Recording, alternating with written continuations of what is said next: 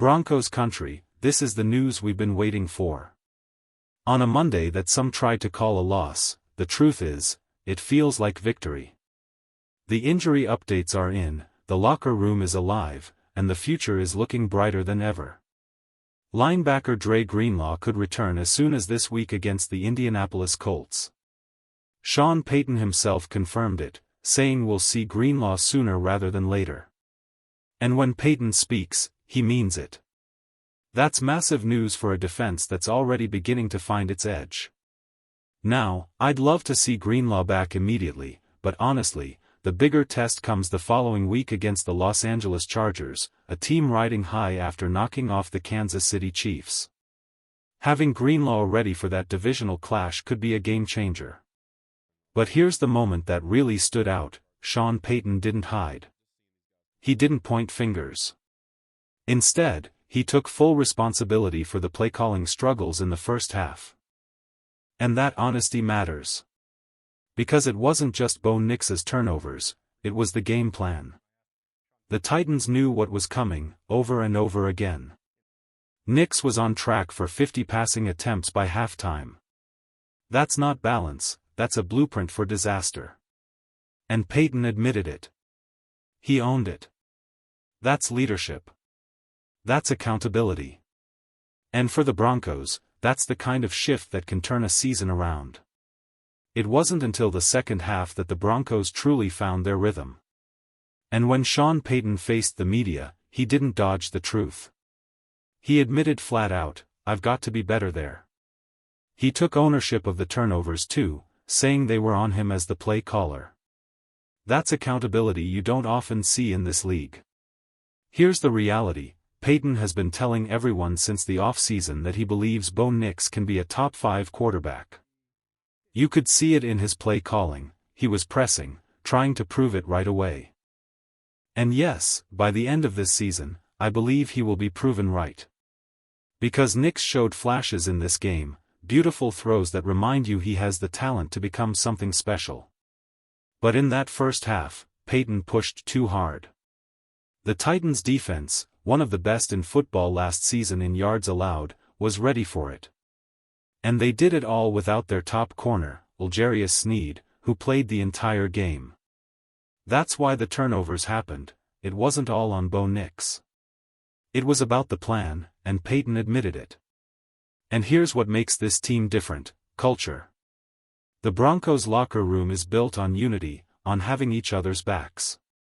Even after a rough half, you saw it in the post-game press conference. Quinn Meinerz stepped up for his quarterback, proudly defending Nix and reminding everyone this is a team game. That's the culture Sean Payton has been building, one where players fight for each other, not against each other. You didn't see Quinn Meinerz wearing a Brock Purdy shirt back in San Francisco, but here in Denver, it's different. This Broncos team plays for each other, and that's rare in today's NFL. In a league full of stars and egos, you can feel the genuine love these players have for one another. Take rookie running back R.J. Harvey, for example. He's hungry, he's talented, and he could easily say he deserves the starting role. But when J.K. Dobbins got the opening snap, the bulk of the carries, and the touchdown, Harvey didn't complain. When asked if Dobbins owed him credit, since Harvey's huge run set up that score, his response spoke volumes. He said no, Dobbins didn't owe him anything, and instead praised his teammates' performance. That's humility. That's brotherhood. And it didn't stop there. After Harvey's explosive run, the one helping him up wasn't a star of the game, it was Jaleel McLaughlin, a running back who didn't even suit up that day. Denver only activated 3 backs, and McLaughlin still made sure his teammate knew he had his support. That's the kind of culture you can't fake. This is what Sean Payton has built, a locker room where players fight for each other, celebrate each other, and never let egos get in the way of the mission. Sean Payton made the decision to roll with Tyler Badie over Jaleel McLaughlin. Now, a lot of players in that situation would have sulked or checked out. But McLaughlin didn't pout. He was the first one on the sideline, cheering on R.J. Harvey and telling him, "Good job, Rook. Way to get it done." That's rare in professional sports. And this isn't just a one-time thing. We've seen it again and again under Sean Payton.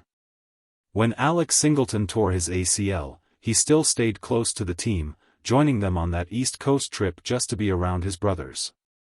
When Tim Patrick missed the entire season with his injury, he was still on the sidelines, hyping up his teammates every week. That's not normal, that's culture. And Payton is an elite culture builder. Yes, his first half play calling wasn't great, but here's the difference: he owned it, he admitted it, and he promised not to repeat it. And with the way this running game looks, he won't have to. Last season, Denver didn't record a single run over 22 yards. This year, R.J. Harvey already broke loose for a monster run, and J.K. Dobbins' touchdown looked unstoppable. If that play had started from the opposite goal line, he might have gone the full 100. That's how dominant it was. And for those critics saying Harvey can only bounce runs to the outside, watch the tape again. He doesn't just dance to the edge. He slips through tight lanes, makes himself small in the hole, and then explodes into space. That's vision.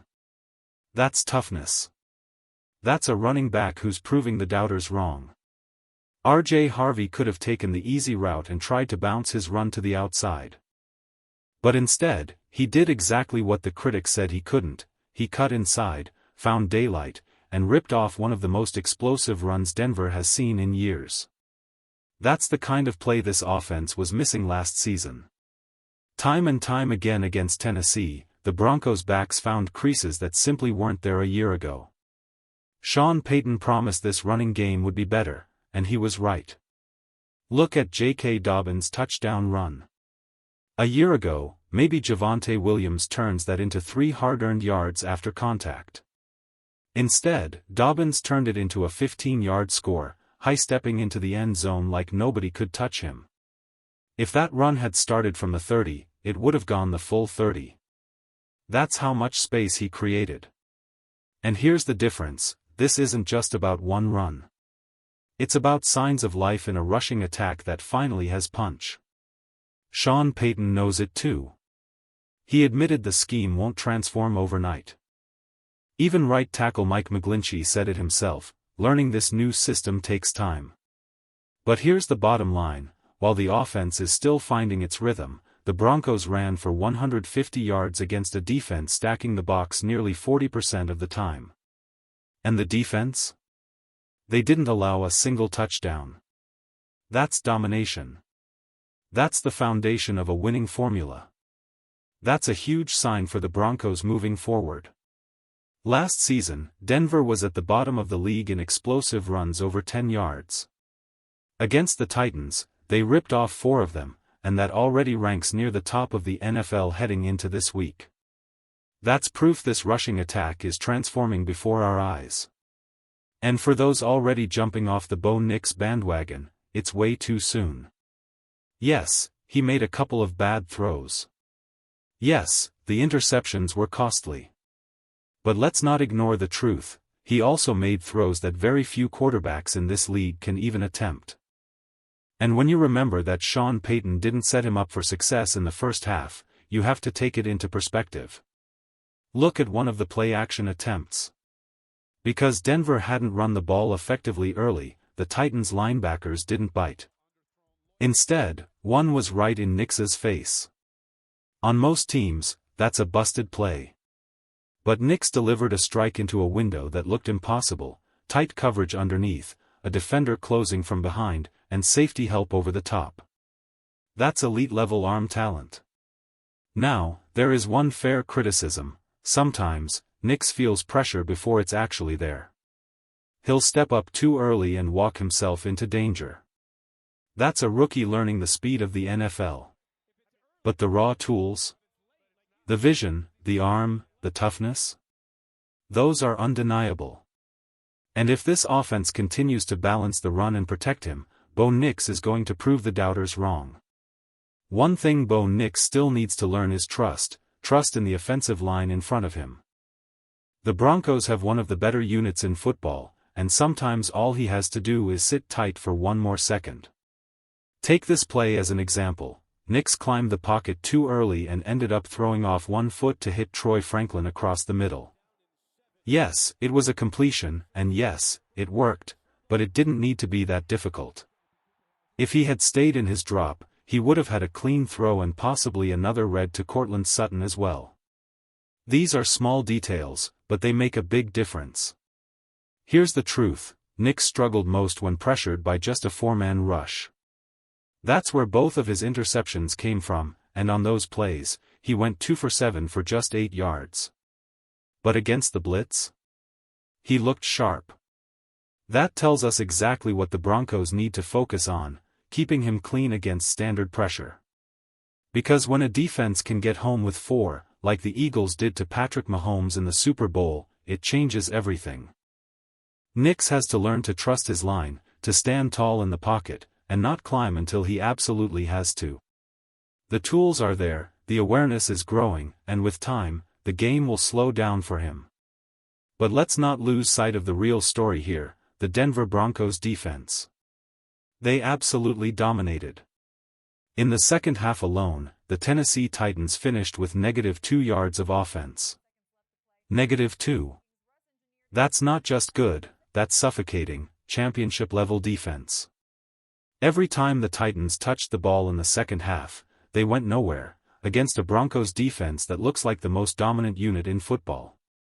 Last year, critics said a regression was coming after 60-plus sacks. Instead, Denver is on pace to shatter those numbers. Cam Ward made his NFL debut, and while he played tough, the Broncos swallowed him up, 6 sacks in his very first game. And this defense wasn't just about the pass rush. Riley Moss was targeted 8 times and allowed only 21 yards. That's lockdown football. Patrick Surtain too erased Calvin Ridley every time they matched up, proving once again he's one of the league's true elite corners. And then there's Nick Bonitto, fresh off becoming one of the NFL's highest-paid edge rushers, he tied for first in total pressures this week. Add in Jonathan Cooper, Jonah Ellis, and Dondria Tillman, and you've got a front 7 that comes at quarterbacks in relentless waves.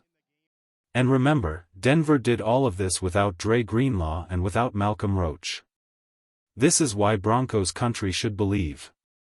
Sean Payton already admitted he won't repeat the first-half mistakes we saw against Tennessee. Bo Nix will grow sharper with every start, just like he did last year. There's no sophomore slump coming. Not with this defense, not with this culture, and not with the momentum this team is building. The Denver Broncos are 1-0. And now the focus shifts to the Indianapolis Colts. The fight has just begun, and this team is ready to prove to the entire NFL that Denver is back.